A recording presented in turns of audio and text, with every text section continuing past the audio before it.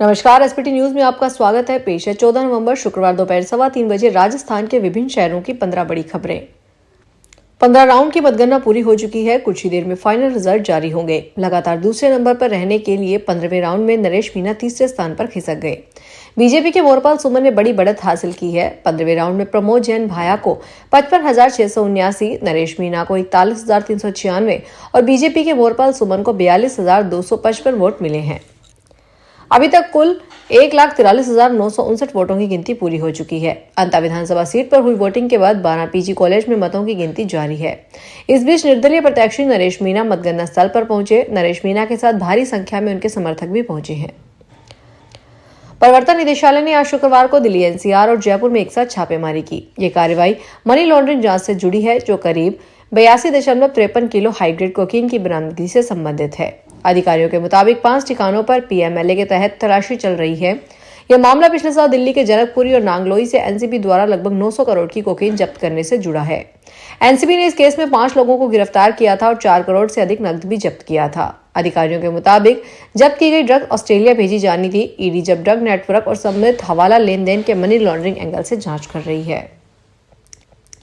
अयोध्या में श्री राम जन्मभूमि मंदिर के शिखर पर होने वाला ध्वजारोहण कार्यक्रम पूरे देश के लिए एक और ऐतिहासिक और गौरवशाली क्षण होगा। यह समारोह मंदिर निर्माण की पूर्णता का प्रतीक है। इस भव्य और ऐतिहासिक पल को हर राम भक्त तक पहुंचाने के लिए व्यापक स्तर पर तैयारियां की जा रही है।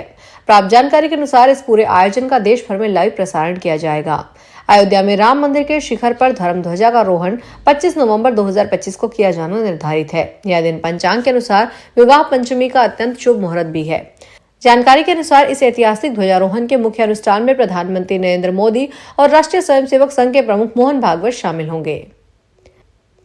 जोधपुर के राजीव गांधी नगर थाना अंतर्गत चोखा गांव के कछवाहा नगर स्थित पैतृक भूखंड पर कब्जे को लेकर चल रहे विवाद में चचेरे भाई ने सीसीटीवी कैमरे के लगा रहे दंपति पर एसयूवी चढ़ा दी। वह 15 से 20 फीट तक दोनों को घसीटते ले गया। गंभीर हालत में दोनों घायलों को परिजन अहमदाबाद ले गए। पुलिस ने जानलेवा हमले कर मामला दर्ज कर आरोपी को गिरफ्तार किया है। राजस्थान के 2 लाख से अधिक दिव्यांग विद्यार्थियों के लिए राहत भरी खबर है। अब प्रदेश के सरकारी स्कूलों में 9वीं से 12वीं तक पढ़ाई करने वाले विद्यार्थियों को व्याख्याता मिल सकेंगे। राजस्थान में विशेष शिक्षा व्याख्याता का पद नहीं होने की वजह से विद्यार्थियों को मजबूरन वरिष्ठ अध्यापकों के सहारे ही पढ़ाई करनी पड़ रही है। विभाग ने 242 पदों की वित्तीय स्वीकृति जारी कर दी है। इनमें से आधे पद पदोन्नति तो आधे पदों के लिए राजस्थान लोक सेवा आयोग की सीधी भर्ती के जरिए भरे जाएंगे। जयपुर के मानक चौक थाना पुलिस ने 20 लाख रुपए के कीमती जेवर लेकर फरार हुए डिलीवरी बॉय को गिरफ्तार कर लिया। आरोपी पिछले करीब 6 महीने से पुलिस को चकमा दे रहा था। डीसीपी करण शर्मा के अनुसार गिरफ्तार आरोपी देवराज सैनी झुंझुनू जिले के खेतड़ी क्षेत्र स्थित नानू वाली बावड़ी का निवासी है। वारदात के बाद से उस पर 10,000 रुपए का इनाम घोषित था। नई दिल्ली प्रधानमंत्री नरेंद्र मोदी 15 नवंबर को गुजरात का दौरा करेंगे। सुबह लगभग 10 बजे प्रधानमंत्री सूरत से निर्माणाधीन बुलेट ट्रेन स्टेशन का दौरा करेंगे और Mumbai Ahmedabad high speed rail corridor की प्रगति की समीक्षा करेंगे। यह भारत की सबसे महत्वाकांक्षी बुनियादी ढांचा परियोजनाओं में से एक है और देश के हाई स्पीड कनेक्टिविटी के युग में प्रवेश का प्रतीक है।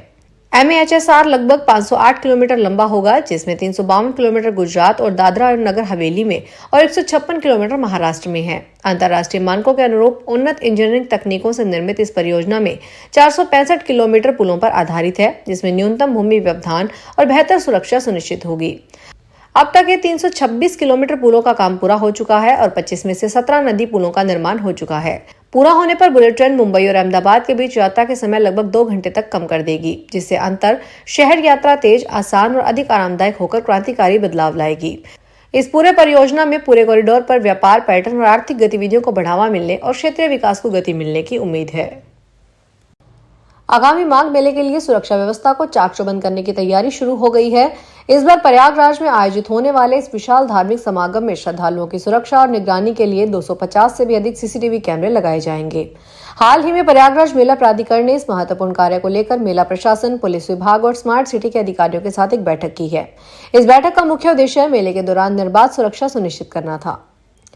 जयपुर के न्यू लोहा मंडी रोड हरमाड़ा में 3 नवंबर को दोपहर 12:55 पर हुआ भीषण सड़क हादसा केवल एक दुर्घटना भर नहीं था, बल्कि ट्रैफिक सिस्टम, सड़क डिजाइन और परिवर्तन व्यवस्था की गहरी खामियों का उजागर हुआ चेहरा था। जयपुर जिला कलेक्टर द्वारा गठित जांच समिति ने अपनी रिपोर्ट में साफ कहा है कि दुर्घटना कई स्तरों पर हुई लापरवाही और लगातार नजरअंदाजी का नतीजा था। हादसा तब शुरू हुआ जब एक तेज रफ्तार डंपर ने कार को टक्कर मारी। टक्कर के बाद चालक ने वाहन को रोकने या संभालने के बजाय डंपर को करीब 700 मीटर तक रॉन्ग साइड भगाया। इसी दौरान डिवाइडर कट से सड़क में घुसते हुए उसे एक बाइक को रौंद दिया। सीकर जिले के श्रीमाधोपुर में एक हैरान करने वाला मामला सामने आया है। यहाँ एक व्यक्ति के नाम पर 7 अलग अलग वोटर आईडी कार्ड जारी हो गए हैं। मतदाता पहचान से जुड़ी इस बड़ी चूक ने स्थानीय प्रशासन को भी चौंका दिया है।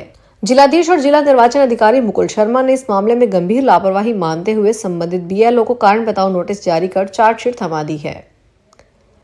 अजमेर के अलवर थाना क्षेत्र में सोने मकान में चोरी की वारदात सामने आई है। चोरों ने घर में घुसकर सोने चांदी की जेवरात और नकदी लेकर फरार हो गए। केशव नगर पानी की टंकी के पास रहने वाले तुषार पुत्र लक्ष्मण सिंह ने बताया कि वह अपने परिवार के सदस्यों के साथ रिश्तेदारी में मृत्यु होने पर गांधीधाम गया हुआ था। परिवार जब वापस पहुंचा तो घर में चोरी की वारदात का पता चला। अलवर थाना पुलिस मामले की जांच में जुटी है।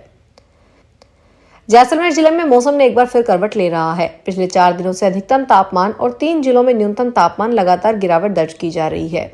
दिन और रात के पारे में 1-1 डिग्री की कमी के बाद सर्दी का असर महसूस होने लगा है। विशेष रूप से सुबह और शाम के समय हवा में ठंडक बढ़ गई है, जबकि दिन में हल्की धूप और राहत देती नजर आई है। तापमान में गिरावट के साथ ही किसानों ने चना, सरसों और जीरे की बुआई तेज कर दी है। खेतों में इन फसलों की तैयारी जोर शोर से की जा रही है। कृषि मौसम वैज्ञानिक अतुल गालव ने बताया कि आने वाले दिनों में रात के पारे में और गिरावट होने की संभावना है। पाली में 500 नए नागरिक सुरक्षा स्वयंसेवकों की भर्ती प्रक्रिया के तहत 23 और 24 नवंबर को बांगड़ स्टेडियम में 800 मीटर दौड़ आयोजित की जाएगी। अधिकारियों ने यह स्पष्ट किया है कि 2 दिवसीय दौड़ में आवेदकों को उनके आवेदन नंबर के अनुसार समय पर उपस्थित होना अनिवार्य है। देर से आने वाले उम्मीदवारों को प्रवेश नहीं दिया जाएगा। साथ ही उन्हें अपने सभी आवश्यक डॉक्यूमेंट और पात्रता संबंधी शर्तें पूरी करनी होगी। बीसलपुर बांध में बनास नदी में 114वें दिन भी शुक्रवार को पानी की निकासी जारी है। यह भी बीसलपुर बांध का एक और रिकॉर्ड है। इतने दिन बांध से पानी की निकासी हुई और अभी भी हो रही है। गुरुवार की तरह शुक्रवार को भी बांध के गेट को 75 सेंटीमीटर खोलकर प्रति सेकंड 4508 क्यूसेक पानी की निकासी की जा रही है। इससे पहले बुधवार दोपहर 1 बजे गेट को 25 सेंटीमीटर खोलकर 1503 क्यूसेक पानी की निकासी की जा रही थी। झुंझुनू के बीडी के हॉस्पिटल ने विश्व डायबिटीज दिवस के अवसर पर शुक्रवार को मिशन मधुबरी के चलते डायबिटीज जागरूकता रैली निकाली। इस पहल के तहत हॉस्पिटल परिसर में आमजन के लिए निःशुल्क डायबिटीज स्क्रीनिंग कैंप भी शुरू किया गया, ताकि समय पर बीमारी की पहचान और उपचार सुनिश्चित किया जा सके। पीएमओ डॉक्टर जितेंद्र भांबू ने नारों के साथ सड़क पर उतरी जागरूकता रैली को हरी झंडी दिखाकर रवाना किया, जिसमें डॉक्टर, नर्सिंग स्टाफ और छात्रों ने बड़ी संख्या में हिस्सा लिया। फिलहाल इस बुलेटिन में इतना ही। फिर हाजिर होंगे बड़ी खबरों के साथ। अगर आप भी अपने आसपास की छोटी बड़ी और महत्वपूर्ण खबरों से अपडेट रहना चाहते हैं तो सब्सक्राइब कीजिए हमारे चैनल एसपीटी न्यूज को और प्रेस कीजिए बेल आइकन पर।